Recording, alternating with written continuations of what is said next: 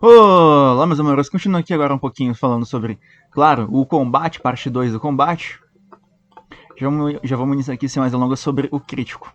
O que é o acerto crítico? O acerto crítico é quando tu vai tirar 20 no dado ou o resultado máximo daquele dado específico, né? Ou seja, num D20 seria um 20, num D24 seria um 24, num D30 e por aí vai. Caso tu esteja usando um dado de 16 faces na hora do ataque, apenas Halflings vão conseguir um acerto crítico com 16. Outras classes não conseguem um acerto crítico com 16, apenas os Halflings, né? Então, essa aqui é uma errata sobre o vídeo, na verdade não é apenas Halflings que conseguem crítico no 16. Na verdade, são personagens que possuem mais de 16 de agilidade que lutam utilizando o D16, utilizando duas armas. É isso aí, muito obrigado, podem botar o vídeo. Algumas classes têm um intervalo de ameaça, né? Elas conseguem dar um crítico um pouquinho diferente. Ou seja, na hora de tu rolar o 20, num D20, por exemplo, tu conseguiria um acerto crítico acertando um 19 ou um 20, não necessariamente apenas o 20. E isso, claro, no 24, isso não fala na tua ficha, né? Mas, por exemplo, no 24, tu conseguiria um crítico no 24 e no 23. Isso aqui, claro, para guerreiro e anão, se eu não me engano. Também vale a pena ressaltar que quando tu consegue tirar esse valor máximo, tu acaba rolando um crítico. Esse valor máximo ele tem que ser natural, não pode ser um 20 gastado com sorte. Não pode ser um 20 no final, tem que ser um 20 no dado em si. Agora vamos aqui, por exemplo, como é que funciona a tabela de crítico, né? Porque diferente do D&D, tu não vai apenas dobrar o teu dano, mas no caso tu vai ganhar um dado para rolar em uma tabela, e nessa tabela tu vai ver o efeito que tu causa além do dano base, né? Ou seja, vamos por aqui que o nosso personagem ele é nível 1, e no caso tu rolaria um D8 numa tabela número 3 de crítico. Ou seja, no livro, tu rolaria um D8 e buscaria a tabela. Nesse caso aqui tem a primeira, a segunda, a terceira, quarta até a quinta, né? Mas no caso aqui que a gente seria um clérigo, vamos rolar na terceira. Tu rola um D8 e aplica e soma com o modificador de sorte que tu tem. Ou seja, vamos supor que a gente tirou 6, né? E a gente tem mais um de sorte. Nesse caso, o nosso valor ficará para 7. A gente aqui, tecnicamente, teria uma coisa um pouquinho melhor, né? Já que os efeitos, em teoria, é para serem melhores quanto maior o número que tu rola aqui. Agora, vamos supor que eu tenho uma sorte negativa, né? Eu tirei 6. Só que ela é menos 1. Então, tu vai diminuir esse resultado, menos 1, e vai ficar 5. Lembrando que, caso tu tenha o signo, né? O Luck Sign, tenha rolado a tua sorte, e essa rolada de sorte vai te dar um bônus na tabela de crítico, ela vai dobrar a tua sorte. O que, claro, caso for uma coisa positiva, como por exemplo um bônus de mais 1, ele vira mais 2 nessa tabela aqui. E se for negativo, ele vai te ferrar absurdamente, já que ele pode virar menos 2, menos 4 e até menos 6. Falando aqui também um pouquinho sobre a tabela de crítico, vale a pena lembrar que tu pode queimar sorte sim para melhorar essa tabela. Ou seja, vamos por aqui que eu tenha 6, eu tenho mais um de sorte, eu vou para 7, mas eu consigo queimar sorte para conseguir mais bônus. Ou seja, eu posso queimar um ponto de sorte, ou 2, ou 3, ou quantos tu quiser, e conseguir um bônus maior, como por exemplo 8, 9, ou conforme o número que eu gaste, né? Resumidamente, é isso. Aqui em combate montado, que ele tem algumas regras um pouquinho específicas demais sobre isso, né? Nesse caso aqui, eu vou usar um exemplo básico de combate montado, que seria um guerreiro, né, uma espécie de um cavaleiro, montado em cima de sua montaria, que seria aqui nesse caso um cavalo. Vamos utilizar aqui cavalo e cavalo de guerra e cavaleiro como classe, tá? Porém, pode ser qualquer classe, pode ser qualquer montaria, pode ser um dragão, um grifo, um tigre, um cachorro gigante, o que tu quiser, tá? Só vou usar o cavalo como média aqui.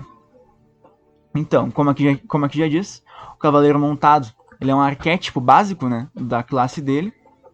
E bem, vamos aqui iniciar com os bônus, né? Um personagem montado, ele utiliza a movimentação do cavalo, a velocidade do cavalo, e tu vai acabar utilizando o teu próprio dado de ação. Ou seja, tu despreza o teu dado de movimentação, que será um 9 ou 6, e tu acaba utilizando o cavalo, que pode ser maior, pode ser um 12, por exemplo. Aqui já fala, por exemplo, da diferença de uma criatura treinada e uma criatura não treinada. Uma criatura treinada, ou seja, por exemplo, um cavalo de guerra, ele pode realizar um ataque com o seu próprio dado de ação, não o do personagem, mas o próprio dele, enquanto tem alguém montado em cima dele. Cavalos normais, que não são treinados para o combate, ou criaturas que não são treinadas para o combate, conseguem atacar, né? Porém, eles forçam a pessoa que está montada neles, né, o Rider, a fazer um teste de destreza para checar se ele vai conseguir ficar montado ou não. Isso aqui que eu vou explicar um pouquinho depois também. Apenas uma iniciativa é rolada para os dois, e a pior é a escolhida. Um personagem montado, ele automaticamente ganha mais 1 de AC. Ou seja, acertar ele é mais difícil. Lembrando que AC é classe de armadura, né? Enquanto luta com um oponente que não está montado, tu acaba ganhando um bônus de mais 1 na hora do ataque. Não no dano, mas no ataque. Já que tecnicamente seria como se estivesse acima dele, né? Em uma espécie de um high ground. Aqui também fala que enquanto tu estiver usando uma lança, né? Uma lança ou um spear, o cavaleiro montado, ou a pessoa que está montada, consegue dobrar o dano desse dado. Ou seja, vamos supor que fosse um D10, tu rolaria 2 D10 só pelo fato de estar montado em cima do cavalo, já que o efeito dela é melhor. Também a edição, vale a pena lembrar que tu pode utilizar o teu feito extraordinário de combate, uma lança, para mandar o defensor voar de sua cela, né, de sua região, caso o outro esteja montado também. É bem legal. Tu pode realizar, inclusive, vários feitos em cima do cavalo. Lembrando disso também. Aqui fala que a habilidade do cavaleiro que está montado determina a habilidade dele de permanecer montado no cavalo. Ou seja, caso o cavalo ele seja assustado, é realizado um teste de dificuldade, né, de dificuldade 10, onde no qual a destreza da pessoa que está montando é testada para ver se ela vai conseguir ficar em cima do cavalo ou não.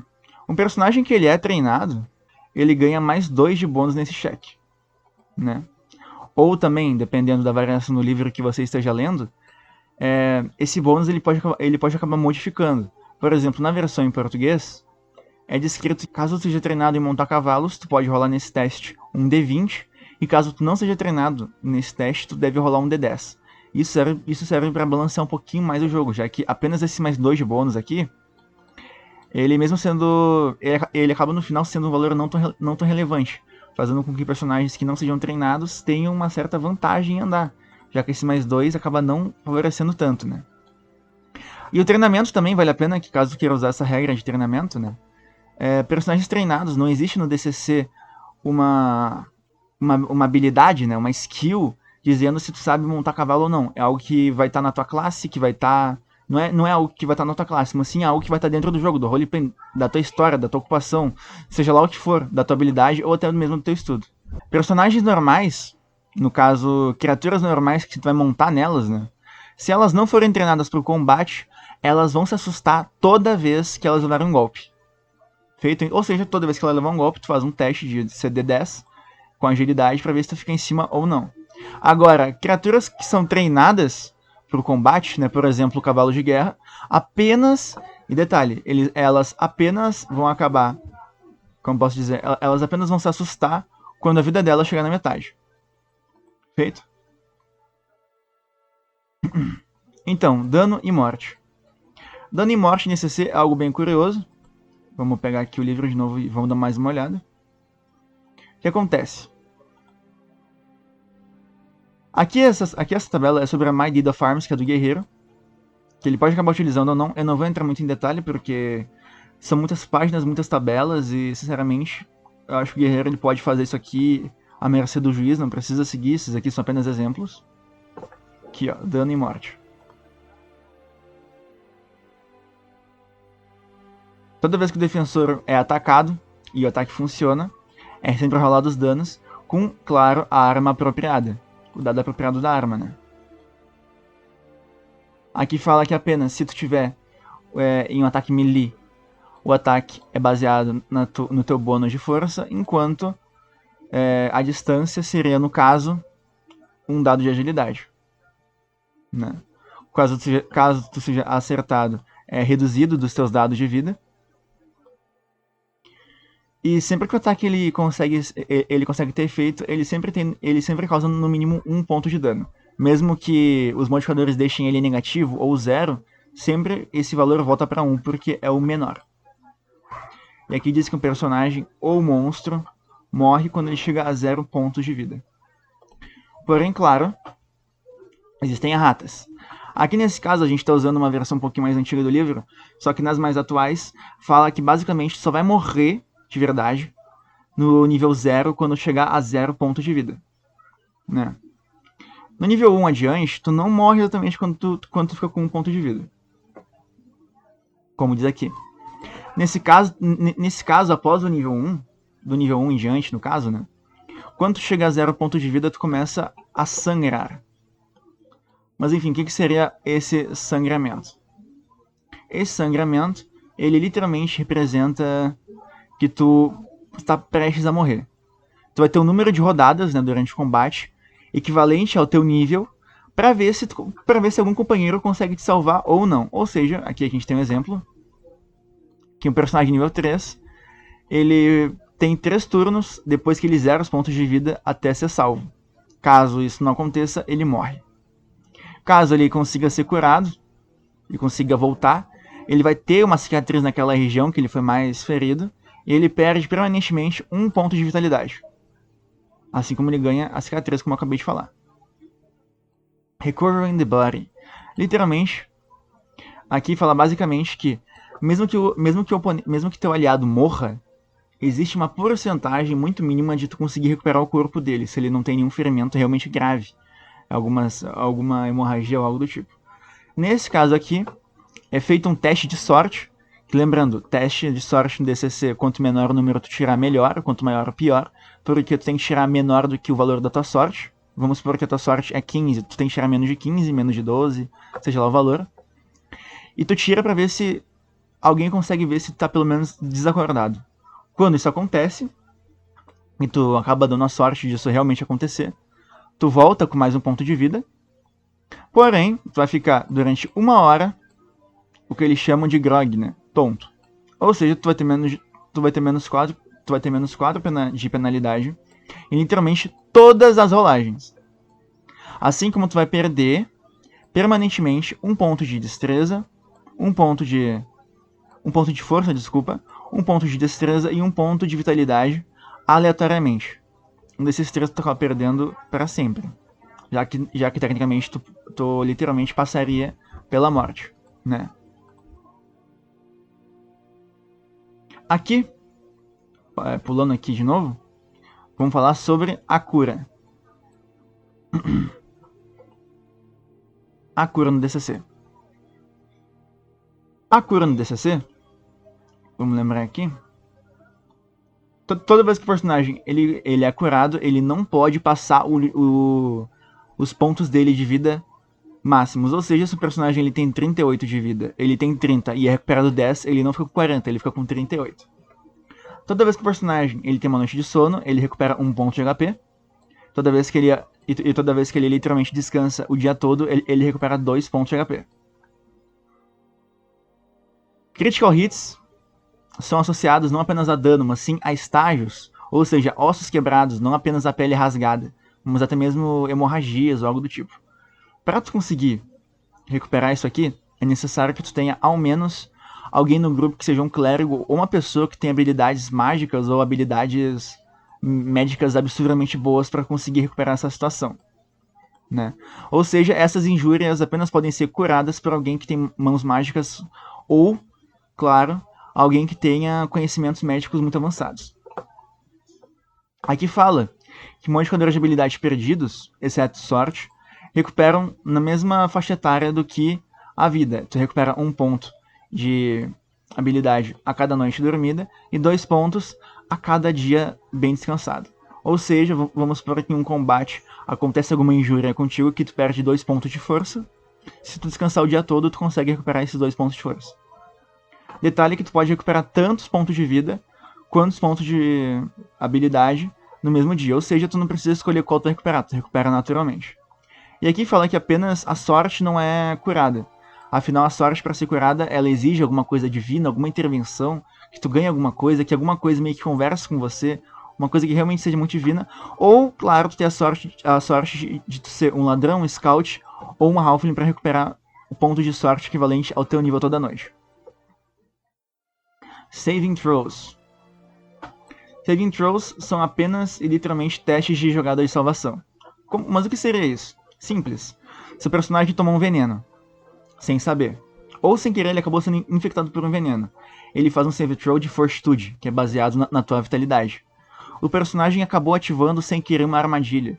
Ele faz um save throw referente ao reflexo para ver se ele consegue escapar dessa armadilha. O personagem está sendo tentado por uma sucubus a fazer sexo com ele.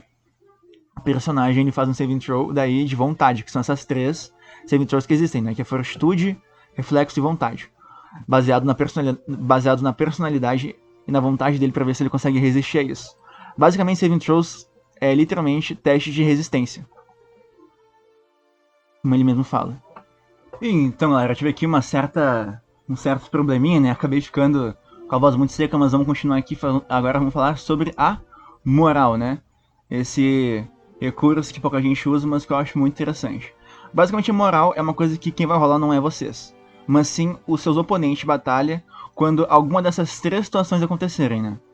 Basicamente, o que acontece? Eles vão rolar um D20, que vai ser um teste de vontade contra a situação, e se o resultado for 11 ou mais, eles acabam passando e acabam ficando bem de boa, eles não se ferram, algo do tipo, né? Já que a C seria de 10. E se eles tirarem 10 ou menos, eles acabam fugindo do combate. Mas aí tu me pergunta, certo, mas quais são essas 3 situações simples? Nesse caso aqui, vamos pegar a primeira, né?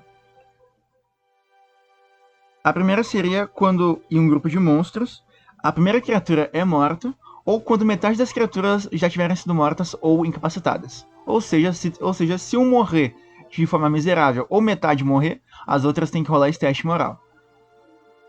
Com apenas um monstro, quando ele está com metade dos pontos da vida, que ele começa a implorar pela morte.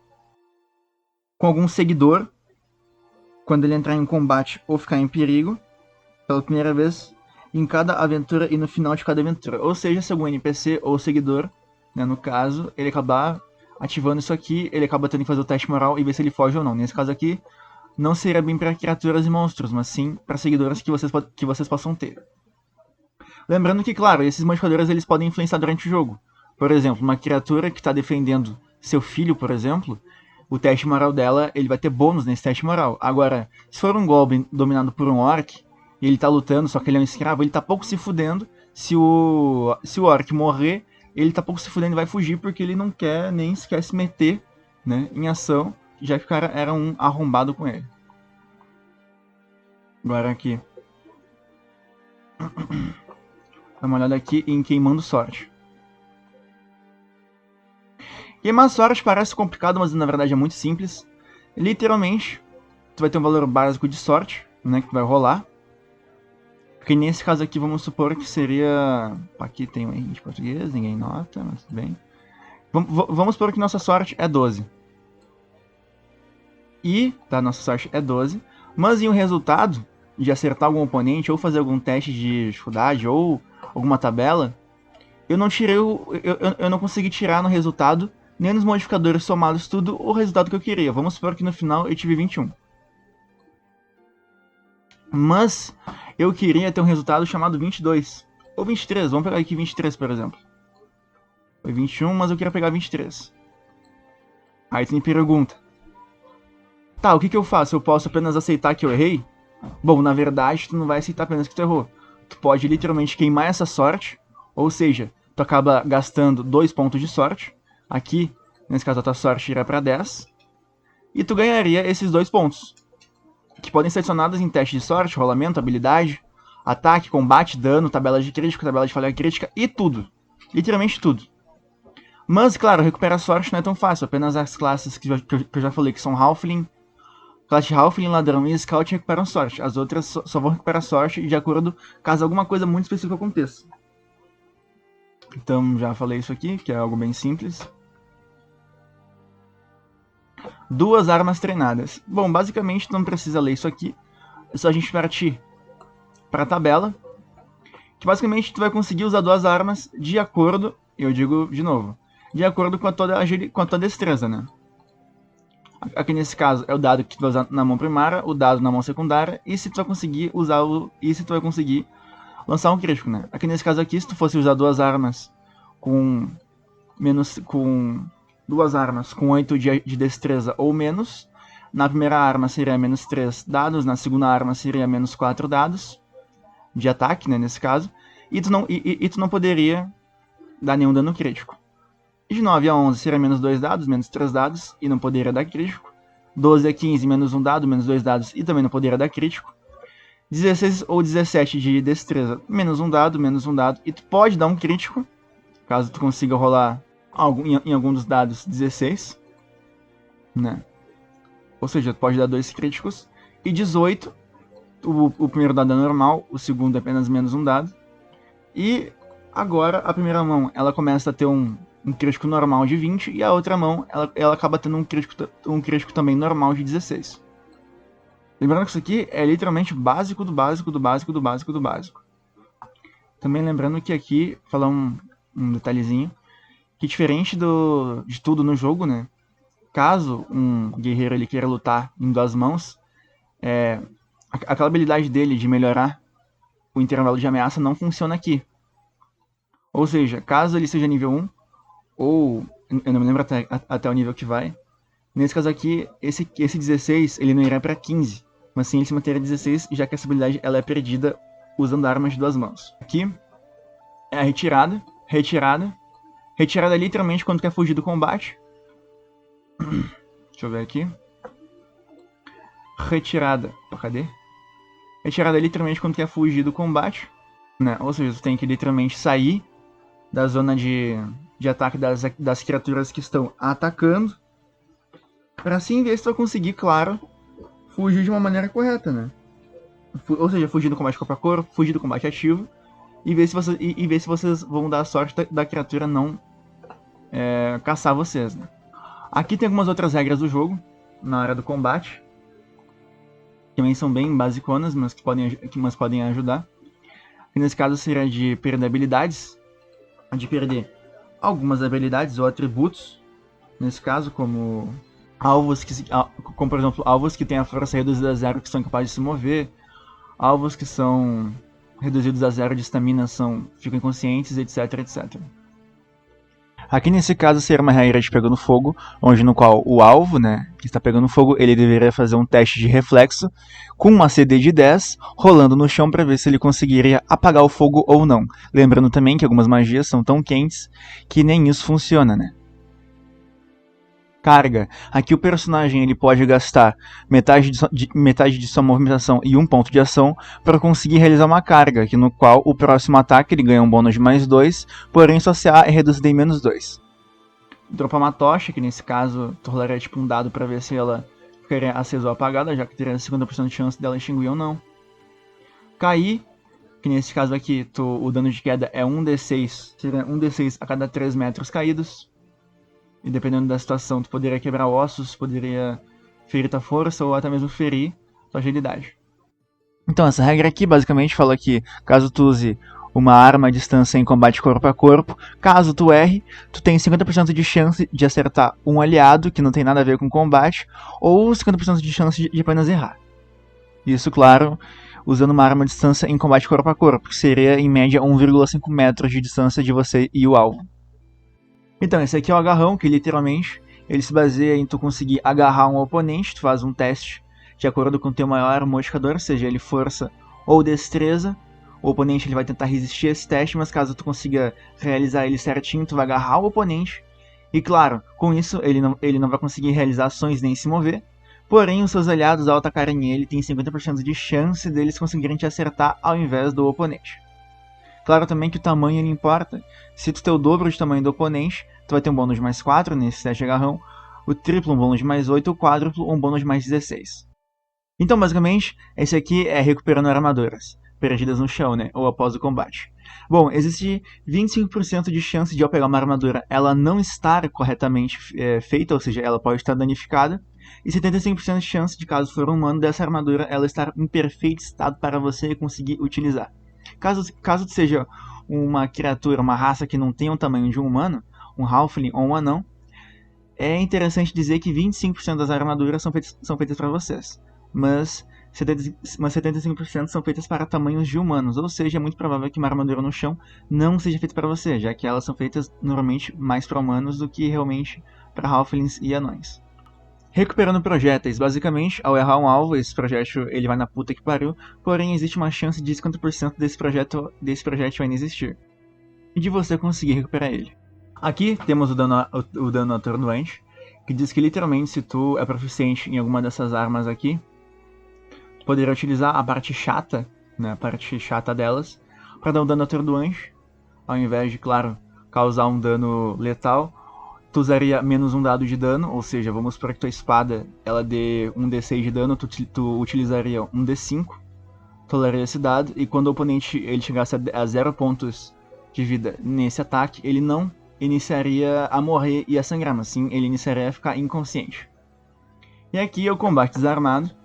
Os personagens têm literalmente o dano de um D3 mais o modificador de força. Aqui a magia Espantar Hereges, ela é uma magia que... Eu só vou dizer ela aqui porque eu acho que, como ela tem uma tabela bem separada e bem diferente, eu acho interessante a gente comentar que as criaturas hereges, né, que são as criaturas que o teu deus, a tua divindade, do alinhamento dele, ele é contra, tu acabaria rolando o teu cheque, né, ou seja, seria o teu cheque, que nesse caso seria o teu modificador de sorte, o teu nível de classe, o teu modificador de personalidade, e o teu dado de ação, né, de configuração naquele momento, que poderia ser um D20. Tu adiciona todos esses valores e vê o valor final aqui. Nesse caso aqui a gente tem a range, né, até onde que ele consegue aceitar. Como é que funciona esse Holy Smite, a maneira que ele aparece, se ele vai vir em forma de raio, em forma de cone, e também o tamanho deles, né. E aqui, HD, nesse caso aqui, seriam os hit dice da criatura, né. Criaturas com até esse hit dice, com apenas um dado de vida são afetadas, 2 dados de vida são afetadas, 3 ou 4 dados de vida são afetados e assim por diante. NE significa que literalmente a criatura, ela nem sequer, ela cagou, ela não funcionou. T1, que na tradução poderia ser E1, a criatura, ela funcionou, essa ação, ela acabou sim funcionando, e ela acaba tendo que fazer uma jogada de vontade de proteção contra a jogada de conjuração do clérigo, né?